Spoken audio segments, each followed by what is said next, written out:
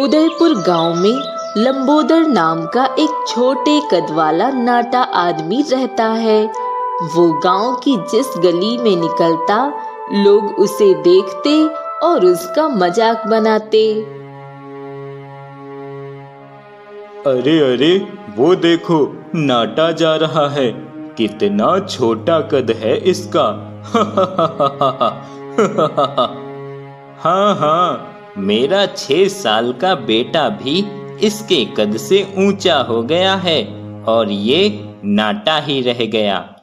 नाम इसका लंबोदर है और है ये छोटे कद वाला नाटा।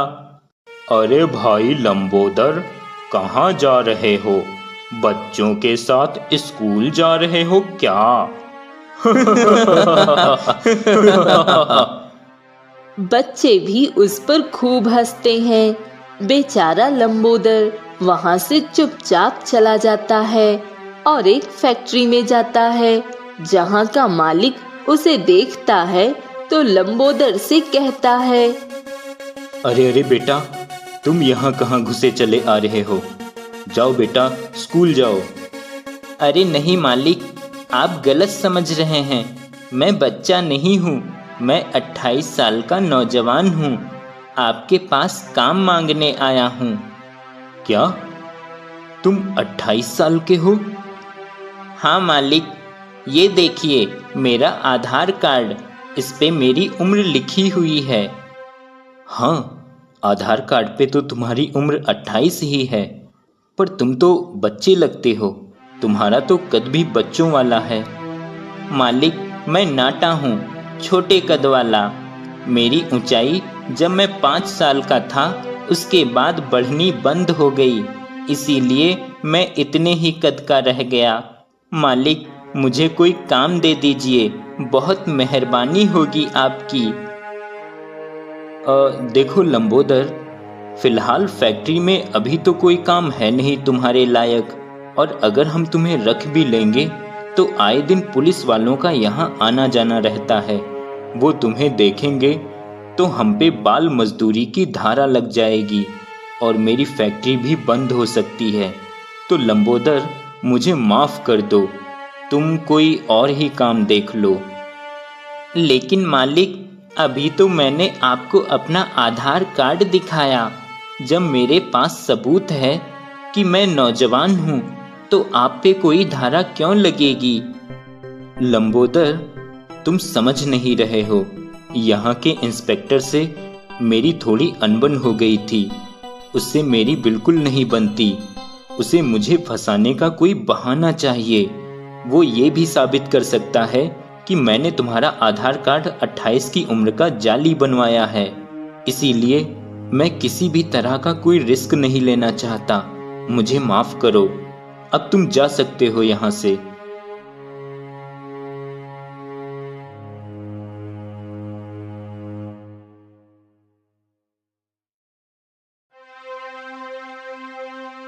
बेचारा लंबोदर निराश होकर वापस घर आ जाता है।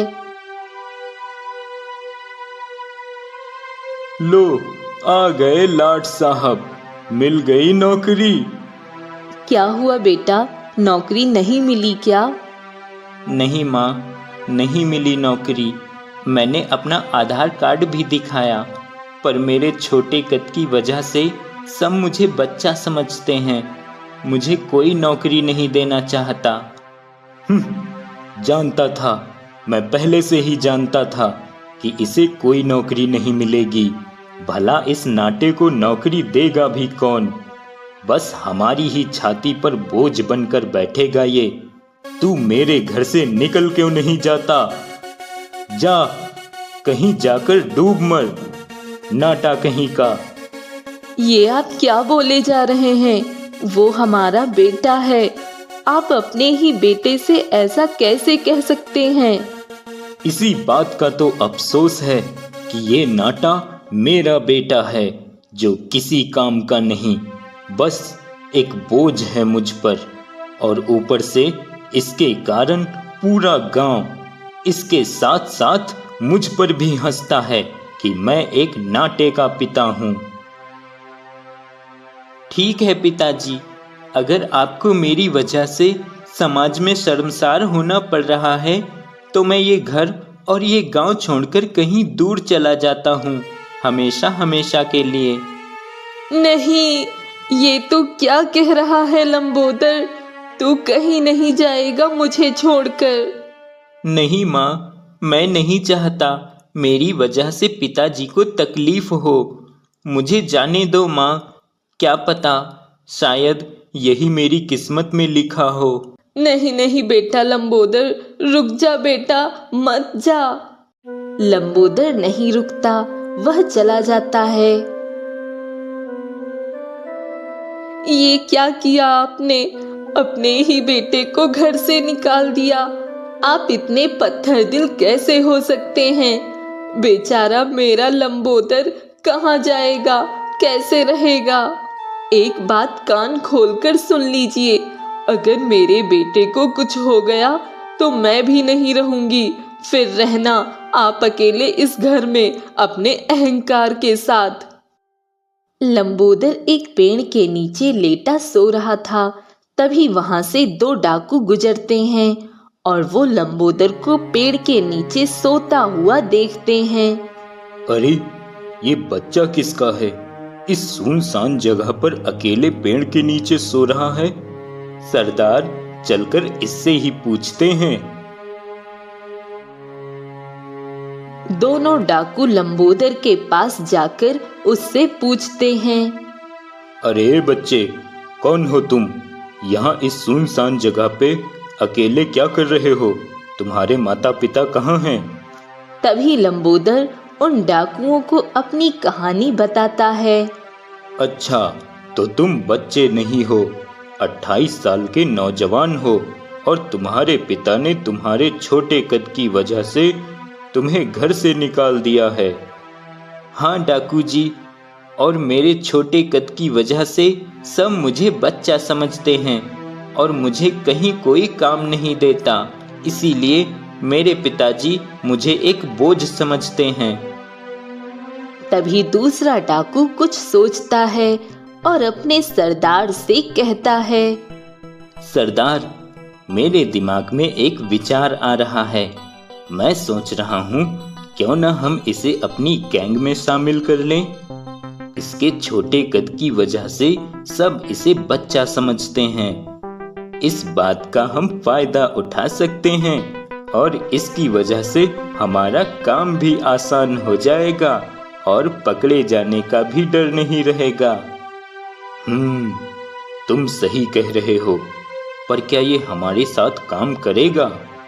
करना ही पड़ेगा सरदार। इसके पास कोई और चारा भी तो नहीं है, इसे कोई और काम देगा भी तो नहीं। लंबोदर, तुम हमारे साथ काम करोगे? मैं तुम्हें बहुत सारे पैसे दूंगा। आपका बहुत बहुत धन्यवाद डाकू जी, पर मैं किसी के घर चोरी नहीं कर सकता, किसी को लूट नहीं सकता। मुझे माफ कर दीजिए डाकू जी, मैं ये सब नहीं कर पाऊंगा। मैं एक अच्छा और ईमानदारी का काम करना चाहता हूँ। ठीक है लंबोदर, अगर ईमानदारी का काम मिल जाए तो अच्छी बात है, वरना ये रहा मेरा पता। जरूरत पड़े तो आ जाना, मेरे दरवाजे तुम्हारे लिए खुले रहेंगे। इतना कहकर दोनों डाकू वहां से चले जाते हैं। अगली सुबह लंबोदर कई जगह काम मांगने जाता है, पर उसे कोई काम नहीं देता। लंबोदर काफी निराश होता है। कहीं काम नहीं मिल रहा, अब कहाँ जाऊंगा मैं? कैसे अपना पेट भरूंगा? एक आखिरी कोशिश और करके देखता हूँ। अगर काम मिल गया तो ठीक, वरना मैं डाकू गब्बर सिंह की गैंग में शामिल हो जाऊंगा। लंबोदर एक गांव में जाता है, जहां उसे एक बड़ा घर दिखाई देता है। लंबोदर उस घर में जाता है और उस घर का मालिक सेठ धनीराम होता है, जो उस गांव का मुखिया होता है। अरे अरे, कौन हो बेटा? कहाँ घुसे चले आ रहे हो? सेठ जी, मेरा नाम लंबोदर है। मैं काम की तलाश में आया हूँ। मैं आपके घर का सारा काम कर दूंगा। झाड़ू, पोंछा, बर्तन और बाहर से सामान लाना, और मुझे खाना बनाना भी आता है। अरे वाह, इस छोटे से बच्चे को इतना सारा काम आता है। मुझे भी घर के कामों के लिए किसी की जरूरत है। जब से मेरा नौकर काम छोड़ के गया है, मैं बहुत परेशान हूँ। ए जी, इसे ही रख लीजिए ना काम पे। अरे भाग्यवान, थोड़ा सब्र रखो। मैंने तुमसे कहा था कि मैं घर के काम के लिए किसी को ढूंढ लूंगा, तो मुझे ढूंढने का थोड़ा समय तो दो। ऐसे किसी बच्चे को कैसे काम पे रख लूं? वो सब मैं कुछ नहीं जानती। मुझे जल्द से जल्द घर में काम के लिए एक नौकर चाहिए। आपको मेरी जरा सी भी चिंता नहीं है। इतना बड़ा घर है, इतना सारा काम होता है घर में। मैं अकेले सारा काम करते करते कितना परेशान हो जाती हूँ। आपको क्या, आप तो बैठे रहते हो अपनी पंचायत लिए। इतने दिनों से कह रही हूँ एक नौकर ढूंढ दो, न ढूंढ के देते हो, और जो आया है खुद से चलकर काम करने, उसे भी भगा रहे हो। अरे भाग्यवान, तुम तो एक बार शुरू हो जाती हो तो चुप होने का नाम ही नहीं लेती हो। ऐसे कैसे काम पे रख लूं? ये एक बच्चा है। अरे बच्चा है तो क्या हुआ? जब वो खुद कह रहा है कि उसे घर का सारा काम आता है और वो सारे काम कर लेगा, तो आपको उसे रखने में क्या तकलीफ है? सेठ जी, मेरी बात सुनिए। मैं बच्चा नहीं हूँ। मैं 28 साल का एक नौजवान हूँ। क्या तुम 28 साल के हो? पर तुम तो बच्चे दिखते हो। लेकिन किसी को यकीन कैसे होगा तुम बच्चे नहीं 28 साल के हो? बोलो। सेठानी जी, ये रहा मेरा आधार कार्ड। इस पे मेरी उम्र लिखी हुई है। देखा आपने, ये बच्चा नहीं है, बस नाटा है। अब तो रख लीजिए इसे काम पे। हाँ हाँ ठीक है, रख लेते हैं।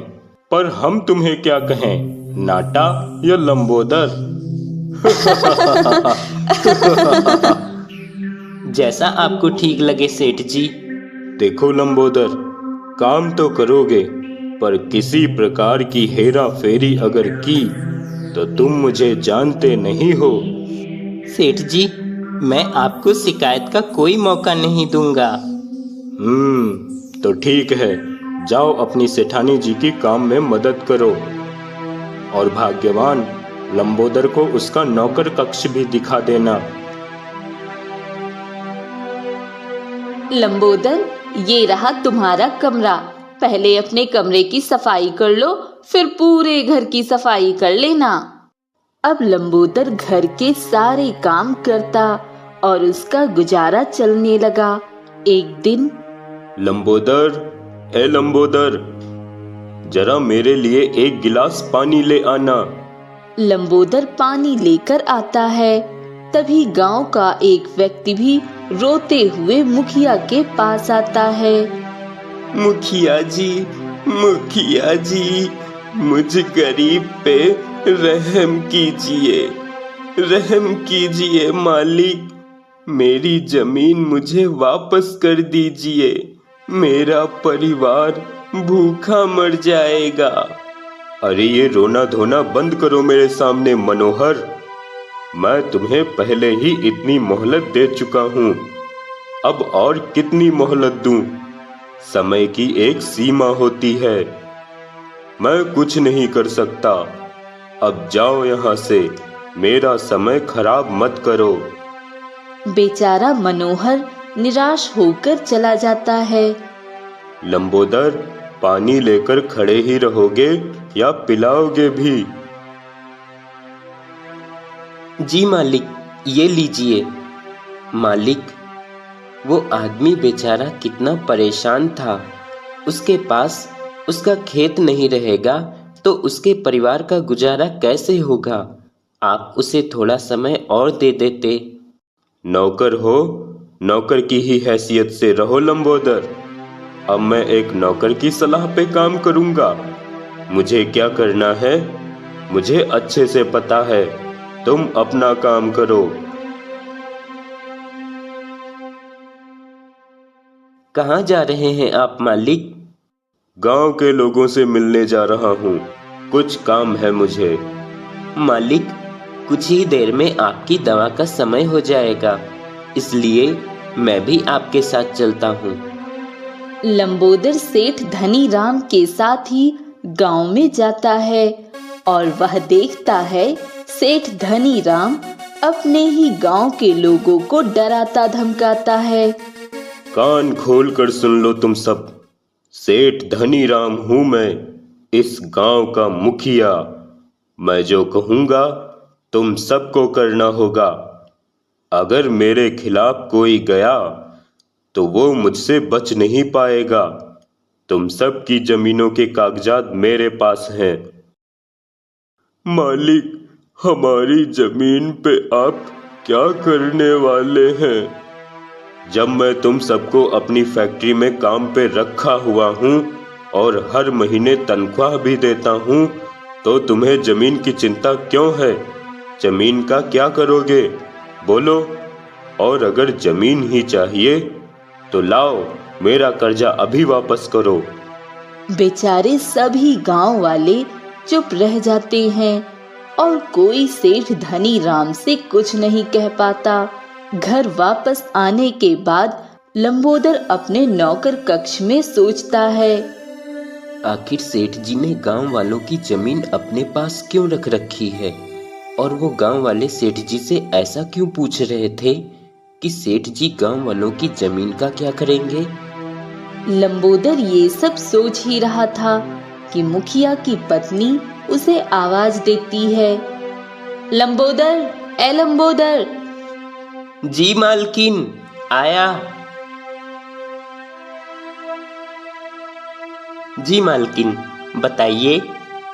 ये पैसे और सामान की लिस्ट है, बाजार से ये सारा सामान ले आओ जल्दी।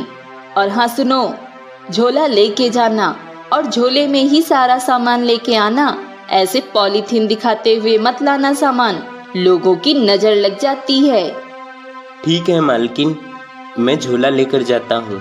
पिछली बार झोला लेकर जाना भूल गया था। लंबोदर झोला लेकर बाजार जाता है और सब्जियां और सारा सामान खरीदने के बाद वापस लौटते हुए मंदिर के पास लंबोदर की नजर डाकू गब्बर पे पड़ती है, जो गरीबों को खाना खिला रहा होता है। अरे, ये तो डाकू गब्बर सिंह है।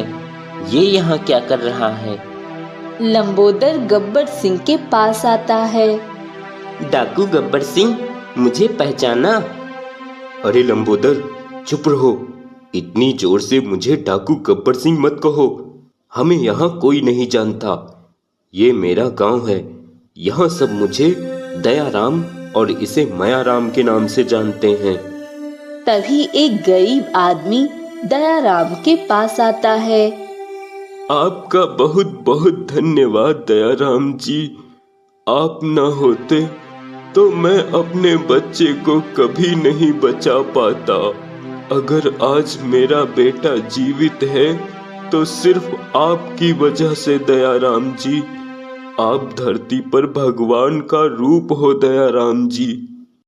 अरे नहीं भाई, ऐसा मत कहो। मैं बस एक मामूली इंसान हूँ और मुझे इंसान ही रहने दो। मैं कोई भगवान नहीं, मैं तो बस इंसानियत का फर्ज निभा रहा हूँ। और तुम चिंता मत करो, मैं जल्द से जल्द सेठ धनीराम के पास से तुम सब गांव वालों की जमीन के कागजात वापस लेकर ही रहूंगा।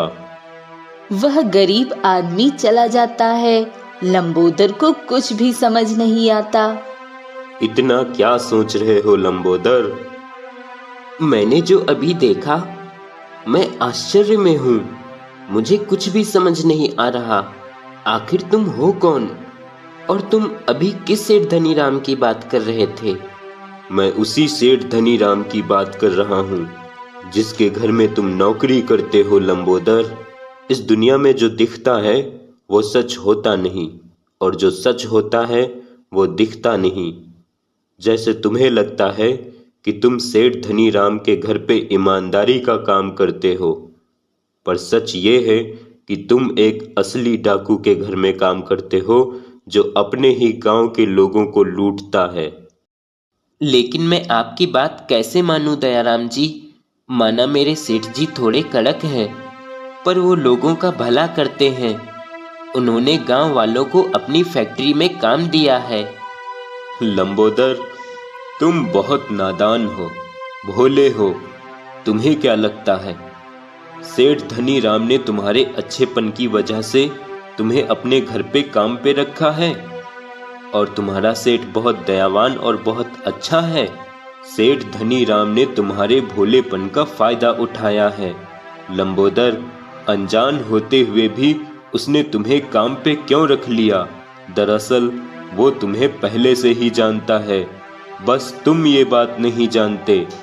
और हाँ, उसने गांव वालों को फैक्ट्री में काम पे क्यों रखा है, पता लगाओ तो तुम्हें ये भी पता लग जाएगा। अच्छा, मैं चलता हूँ, बहुत देर हो गई है, मालकिन गुस्सा करेंगी।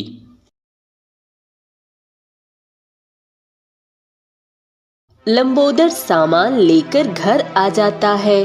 तभी मालकिन गुस्से में, कहाँ मर गया था लंबोदर के बच्चे? यहाँ सब मेहमान बैठे हैं, मैं कब से तेरा इंतजार कर रही हूँ। सामान लेने किसी दूसरी दुनिया में चला गया था क्या बेवकूफ? मालकिन, वो मैं। अब ये बकरी की तरह मैं करना छोड़ और जल्दी से किचन में जाकर मेहमानों के लिए नाश्ता बना। इतनी देर से मेहमान बैठे हैं, मेहमानों से मेरी बेइज्जती कराएगा ये, नाटा कहीं का। लंबोदर बेचारा डांट खाने के बाद नाश्ता बनाने किचन में जाता है और मेहमानों के लिए नाश्ता बनाकर मेहमान कक्ष की ओर लाता है। तभी वो देखता है,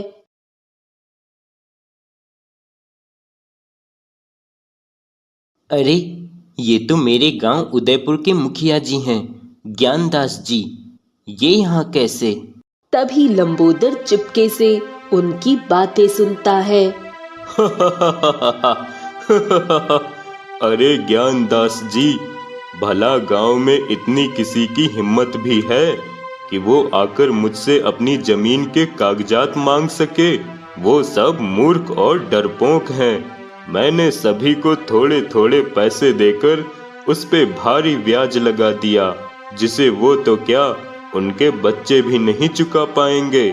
और मैंने उनकी जमीनों को हड़प लिया और अब उस जमीन पे भी मैं एक और बड़ी शराब की फैक्ट्री डालूंगा और ये सब मेरी इन फैक्ट्रियों में कम पैसों में मजदूरी ही करेंगे और मुझे खूब ढेर सारा मुनाफा होगा।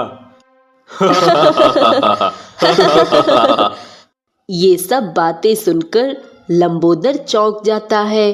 तभी मालकिन लंबोदर को नाश्ता लेकर खड़ा देखती है। ए लंबोदर, नाश्ता लेकर खड़ा ही रहेगा क्या? लंबोदर नाश्ता मेज पर रखकर जाने लगता है।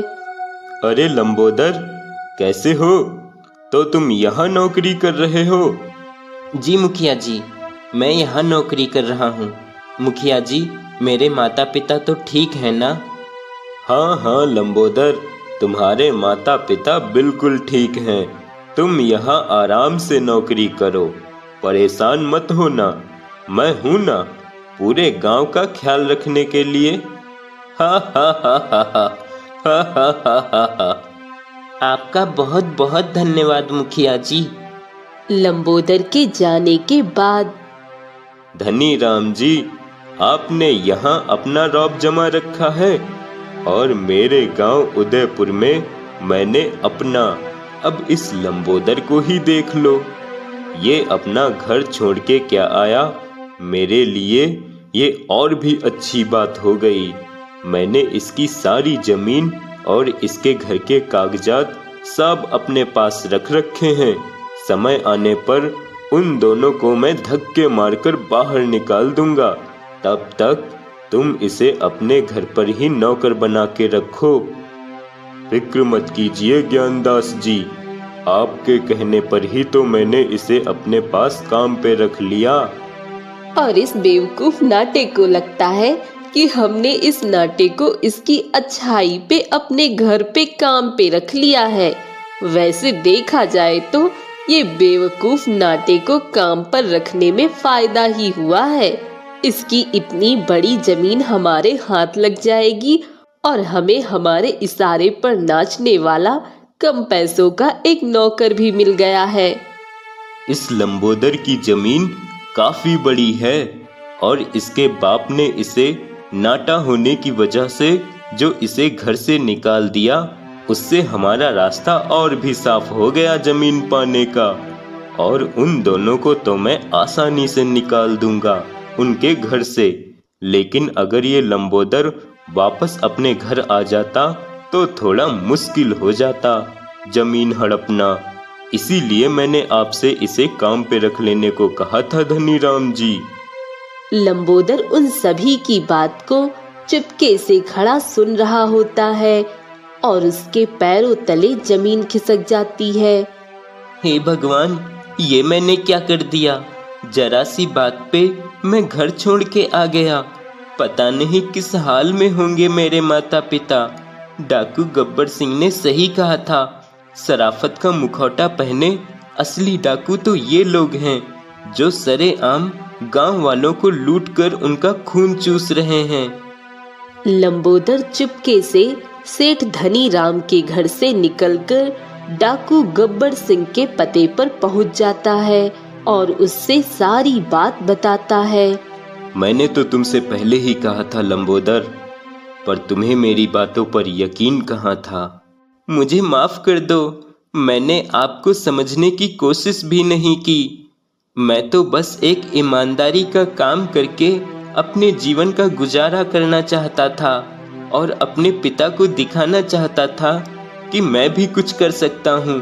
पर मुझे क्या पता था कि मेरे जाने से मेरे माता पिता को पैसों और जमीन के भूखे ये लालची सेठ लूट खाएंगे।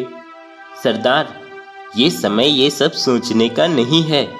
अब इन लालची सेठों को सबक सिखाना ही होगा, वरना ये दोनों लालची सेठ इन दोनों गांव के सभी लोगों को बर्बाद कर देंगे।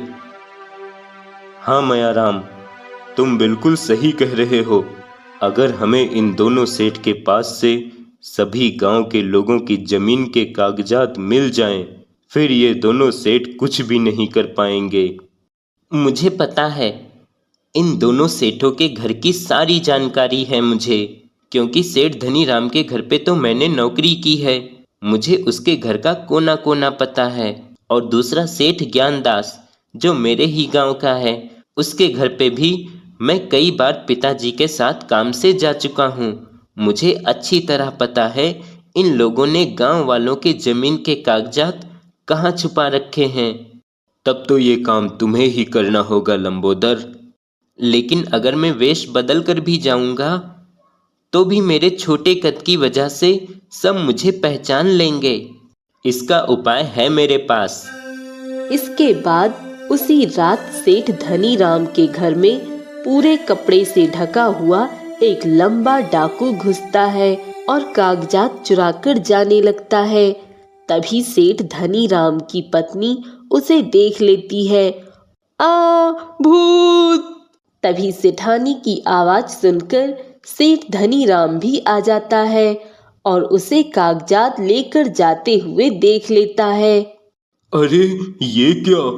ये कौन है जिसकी टांगे इतनी लंबी हैं? इसके पास तो बंदूक भी है।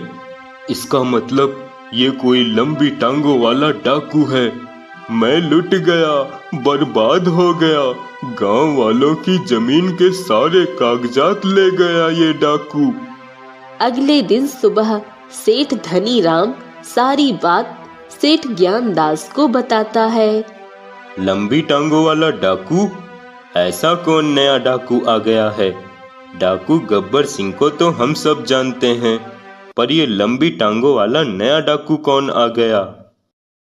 ज्ञानदास जी, वो मेरे घर से गांव वालों की जमीन के कागजात चुरा कर गया है।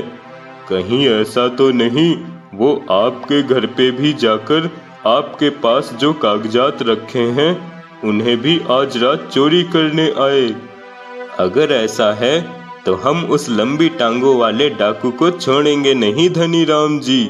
मैं सारे गांव वालों को बुलवा लेता हूँ। मेरे सारे गांव वाले मेरी बात मानते हैं। सब मिलकर मार मार कर उस डाकू का भर्ता बना देंगे। अरे सुनती हो लंबोदर की माँ, आज रात सभी लोग हमारे गांव के मुखिया ज्ञानदास जी के घर लाठी लेकर इकट्ठा हो रहे हैं। क्यों, क्या हुआ है जी? सुना है कोई लंबी टांगों वाला डाकू आ सकता है डाका डालने, क्योंकि पास के गांव मुखिया धनी राम जी के घर पे उस लंबी टांगों वाले डाकू ने चोरी की है। ए जी, मैं भी आपके साथ चलती हूँ। यहाँ मैं अकेली रहूंगी, मुझे तो डर लग रहा है। सभी गांव वाले लाठी लेकर ज्ञानदास के घर में छुपे होते हैं।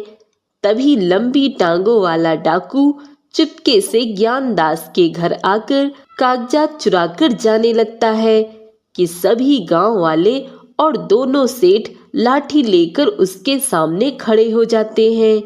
तुझे क्या लगा था डाकू, तू मेरे घर से इतनी आसानी से चोरी करके जा सकेगा? मारो इसे सब मिलकर। जैसे ही गांव वाले उसे मारने चलते हैं, डाकू अपने ऊपर से कपड़ा हटा देता है और सभी देखकर चौंक जाते हैं कि लंबी टांगों वाला डाकू कोई और नहीं बल्कि उसी गांव का नाटा लंबोदर होता है। अरे ये तो नाटा लंबोदर है, इसने चोरी करना शुरू कर दिया। लंबोदर तुम्हारी टांगे इतनी लंबी कैसे हो गईं? इसका मतलब तुमने ही मेरे घर पे भी चोरी की है। नमक हराम, मैंने तुझे अपने ही घर पे नौकरी दी और तूने हमारे ही घरों पर डाका डाल दिया। बंसीलाल, ये सिखाया है तुमने अपने बेटे को? क्या अमीर लोगों के घरों में डाका डालने के लिए तुमने इसे अपने घर से बाहर कर दिया था, या तुम भी इसमें मिले हुए हो? इस नाटे को तो हम सब शरीफ समझते थे, पर ये तो एक डाकू निकला। मारो इसे सब। तभी एक आवाज आती है, रुक जाओ, कोई उसे नहीं मारेगा। सभी देखते हैं सामने दो पुलिस वाले और साथ दयाराम और मयाराम भी होते हैं। इंस्पेक्टर साहब, अच्छा हुआ आप सही समय पर आ गए। ये देखिए, ये डाकू मेरे घर में डाका डालने आया था। गिरफ्तार कर लीजिए इसे। गिरफ्तारी तो होगी, लेकिन असली डाकुओं की। मुझे सबूत मिल गए हैं। मुझे सब पता है कौन शरीफ है और कौन असली डाकू। ज्ञानदास जी।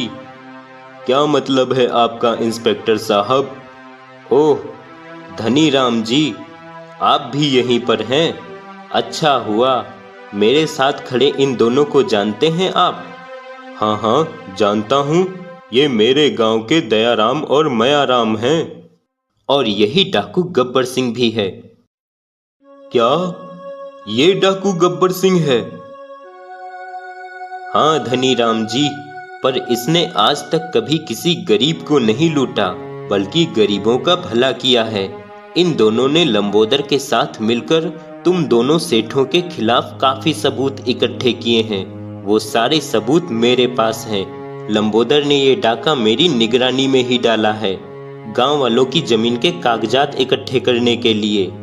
पुलिस धनी राम, उसकी पत्नी और ज्ञानदास को गिरफ्तार कर लेती है। लंबोदर, ये सारे जमीन के कागजात सभी गांव वालों को बांट दो। इस तरह सभी को उनकी जमीन वापस मिल जाती है। भाई लंबोदर, अगर तुम न होते तो हमें तो पता ही नहीं चलता कि हमारी जमीन हमारे पास है ही नहीं। इसका मतलब उस दिन इस मुखिया ने हम सबसे हमारी जमीन के कागजात पे अंगूठे लगवाए थे। हमें माफ कर दो लंबोदर, हमने तुम्हें हमेशा नाटा कहकर तुम्हारा मजाक उड़ाया और तुमने हमारे लिए इतना कुछ किया, पर तुम अचानक इतने लंबे कैसे हो गए? तभी लंबोदर अपनी नकली टांगे अलग कर देता है जिसे देख सभी हंसने लगते हैं। आज से हम सभी गांव वाले लंबोदर भैया को अपने गांव का नया मुखिया चुनते हैं। सभी गांव वाले लंबोदर को मुखिया चुन लेते हैं और लंबोदर का पिता बंसीलाल भी लंबोदर से बहुत खुश होता है। चल बेटा, अपने घर चल।